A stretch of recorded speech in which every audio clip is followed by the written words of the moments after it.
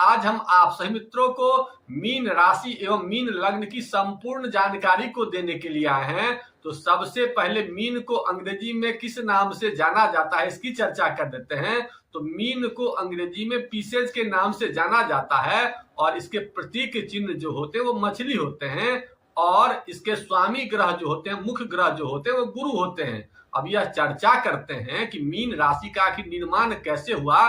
तो मीन राशि के निर्माण में गुरु के नक्षत्र पूर्वाभाद्र के 1 चरण, शनि के नक्षत्र उत्तराभाद्र के 4 चरण और बुध के नक्षत्र रेवती के 4 अक्षरों के मिलने से इस राशि का निर्माण हुआ। पूर्वाभाद्र के जो 1 अक्षर होते हैं उसमें डी लेटर, उत्तराभाद्र के 4 अक्षर में दू लेटर, थ लेटर, झ लेटर और न लेटर, इसके अलावा रेवती के जो अक्षर होते हैं दे लेटर, दो लेटर, चा लेटर और ची लेटर, इन 9 अक्षरों से मीन राशि का निर्माण हुआ। और मीन राशि के अधिकार क्षेत्र में क्या होता है, तो मीन राशि चूंकि 12वीं राशि के अंतर्गत आते हैं इसलिए इस शरीर के में इसका तलवा जो होता है, पैर का तलवा, उसके अधिकार क्षेत्र में आते हैं और इसे तत्व की चर्चा करते हैं कि इसका तत्व क्या होता है। तो इसके जो तत्व होते हैं वो जल तत्व होते हैं। इसकी प्रकृति की चर्चा करते हैं। इसकी प्रकृति कफ वाली प्रकृति होती है और इसकी जातिगत अगर देखा जाए तो ब्राह्मण जाति के अंतर्गत मीन राशि को माना गया है। और स्त्री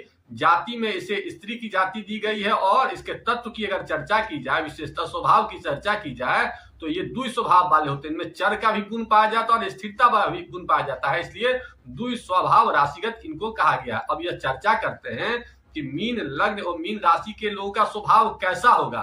तो इनके स्वभाव को जानने के लिए सबसे पहले मीन मतलब मछली को जानना होगा। इसके अलावा गुरु को जानना होगा, जो इनका स्वामी ग्रह गुरु होता है। तो मीन कैसे हो, तो मीन माने मछली, तो नदी समुद्र तट को पसंद करने वाले, न्यायपूर्ण कार्य करने वाले और आस्तिक होते हैं और उच्च कोटि के जो है ना धार्मिक होते हैं। क्योंकि गुरु का जो है ना स्वामी ग्रह है, तो गुरु वाले लोग कैसे होते हैं, धार्मिक होते हैं, विशेषतः मंदिर वगैरह से विशेष आस्था रखते हैं, धर्म में विशेष आस्था रखते हैं, जिसके कारण लोग इन्हें अंधविश्वासी भी कह देते हैं। और गुरु का संबंध शिक्षा है, तो ऐसे लोग पढ़ने में बहुत ही आगे होते हैं, मेधावी होते हैं। और इनके मित्र जो है ना, सबसे बड़ी खासियत होती है कि इनके मित्र बहुत ही संपन्न होते हैं, बहुत ही पैसे वाले होते हैं और इनका विचार मछली की तरह आगे पीछे होता रहा। क्योंकि इसमें देखिएगा सिंबल मीन में 2 दिया हुआ, एक आगे मछली रहता है, पीछे रहता है, तो इसलिए इनका विचार जो है तो हमेशा अनिश्चित होता है। और समय ऐसे लोग बर्बाद नहीं करते, किसी न किसी काम में घूमते ही रहते, अपने आप को लगा के ही रखते हैं। और गुरु को विशेष ये लोग प्रधानता देते हैं, शिक्षा को विशेष प्रधानता देते हैं, इसलिए आस्तिकता ज्यादा होता है,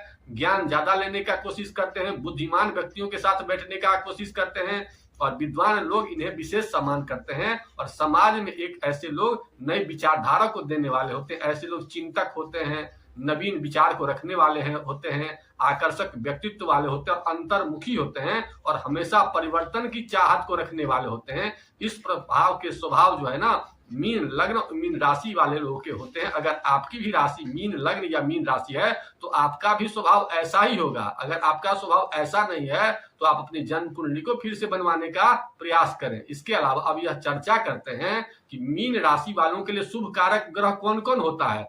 तो मीन राशि वालों के लिए मुख्य ग्रह इसका गुरु होता है, तो गुरु इसके शुभ कारक ग्रह हो गए।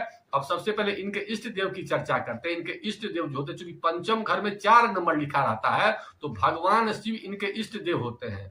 इसके अलावा अब यह चर्चा करते हैं कि इनके भाग्य कारक ग्रह कौन होते हैं। तो भाग्य कारक जो ग्रह होता है, इनका 9 भाग में 8 नंबर लिखा रहता है। तो मीन राशि वालों के लिए चंद्रमा जितना मजबूत होगा और जितना मंगल मजबूत होगा, इनका जो है ना भाग्योदय और ज्ञान उतना अच्छा होगा। अब इसके धन कारक ग्रह की चर्चा करते हैं। मीन राशि वालों के लिए, मीन लग्न वालों के लिए 1 नंबर द्वितीय स्थान में लिखा रहता है। 1 का नंबर मतलब मंगल, मंगल जितना ज्यादा मजबूत होगा उतना धन कमाएंगे।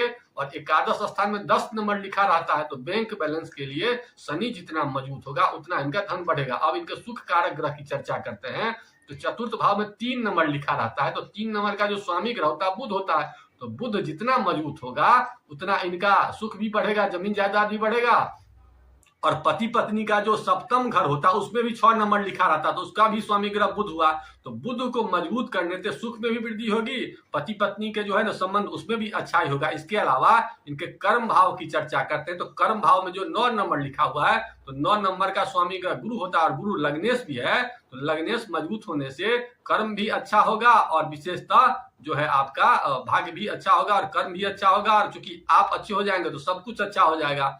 यही आपके जन्म कुंडली का विश्लेषण है। अब यह चर्चा करते हैं कि जन्म कुंडली में अगर क्या क्या कमजोर होगा तो क्या क्या उपचार करना चाहिए। तो इसके लिए सबसे पहले अपनी जन्म कुंडली को देखिए और देखिए कि अगर खराब राशि में बैठा है तो कुछ उपचार करने की जरूरत है। क्या उपचार करना है इसकी चर्चा कर देते हैं, लेकिन यह बताते हैं कि ऐसा क्या करें मीन लग्न और मीन राशि वाले कि उनका भाग्योदय विशेष रूप से हो। तो सबसे पहले इनका जो मुख्य ग्रह होता है वो गुरु होता है, तो गुरु को मजबूत करने का प्रयास करना चाहिए। और इनके इष्ट भगवान शिव होते हैं, तो शिव को प्रसन्न करने का प्रयास कीजिए। उनके मंत्र ओम नमः शिवाय का हमेशा मानसिक रूप से जप किया कीजिए। तो ऐसे में आप देखेंगे कि बहुत जल्द आपके भाग्योदय और आपके ज्ञान में बढ़ोतरी होगी। अब यह सबसे पहले ये करना है कि गुरु को कैसे मजबूत किया जाए। तो गुरु को मजबूत करने के लिए सबसे पहले अपने लीवर फंक्शन को मजबूत करिए। तो लीवर फंक्शन को मजबूत करने के लिए सबसे पहले अपने भोजन में मैदा युक्त सामानों का प्रयोग बिल्कुल भी मत करिए और अपने भोजन में पपीता, अनार, मूली, गन्ना का रस का प्रयोग ज्यादा कीजिए और किताब हमेशा पढ़ने का प्रयास कीजिए। गुरु के संपर्क में ज्यादा से ज्यादा रहने का प्रयास कीजिए और ब्राह्मणों का विशेष रूप से सम्मान कीजिए। और अपने चंदन वगैरह करते हैं तो उसमें हल्दी का प्रयोग या केसर का प्रयोग जरूर किया कीजिए। और कभी कभी स्कूल वगैरह में अगर जाते हैं तो वहां बच्चों को किताब वगैरह भी, अगर जन्म कुंडली में कमजोर हो तो किताब वगैरह या कोई कलम वगैरह का दान कर दिया कीजिए। इसके अलावा गौशाला में जाइए और गौशाला में जा करके भी गौ सेवा करिए। ऐसा करने से भी आपके जिंदगी में बहुत बड़ा बदलाव होगा, क्योंकि गुरु की जो विशेषता 3 चीज पर विशेष अधिकार है, गौ पर, गुरु पर और ब्राह्मण पर। ये 3 चीज को जब ही मजबूत कर लेंगे तो आपका गुरु अच्छा होने लगेगा। और तीसरा जो है ना, शरीर में अगर देखा जाए तो लीवर फंक्शन को मजबूत करने से गुरु अच्छा होगा। अब यह बात करते हैं कि भाग्य को कैसे मजबूत किया जाए मीन लगन मीन राशि वालों के लिए। तो सबसे पहले एक मंगलवार को लाल रंग का सूती धागा अपने हाथ में किसी मित्र से या भाई वगैरह से बनवा लीजिएगा। तो आप देखेंगे कि आपके गुरु में जो है ना विशेष रूप से बढ़ोतरी हो। इसके अलावा कुछ फिजिकल एक्टिविटीज करिए, मीठा सामान का कम से कम प्रयोग करिए। ऐसा भी करेंगे तो इससे भी भाग्य मजबूत होगा। जन्म कुंडली में जो भी ग्रह मजबूत हो उससे उस भाव में तरक्की की संभावना होगी। जो ग्रह कमजोर होगा तो उसके लिए उसको आपको उपाय करने की जरूरत। उपाय के लिए मेरा अलग अलग वीडियो हर एक ग्रह पर बना हो, उस उपाय को आप देख लीजिए। तो उसमें विशेष रूप से आपका हर एक ग्रह के लिए उपाय है। आगे मैं और भी उपाय डालने की कोशिश करूंगा। मैं भी जो उपाय डालता हूं वो सब साधारण होता है, उसमें कोई खर्चा नहीं होता, इसलिए उसको देख करके करिए। इन्हीं बातों के साथ आज के एपिसोड को यही समाप्त करते हैं। आप लोगों ने वीडियो देखा इसके लिए बहुत बहुत धन्यवाद। आप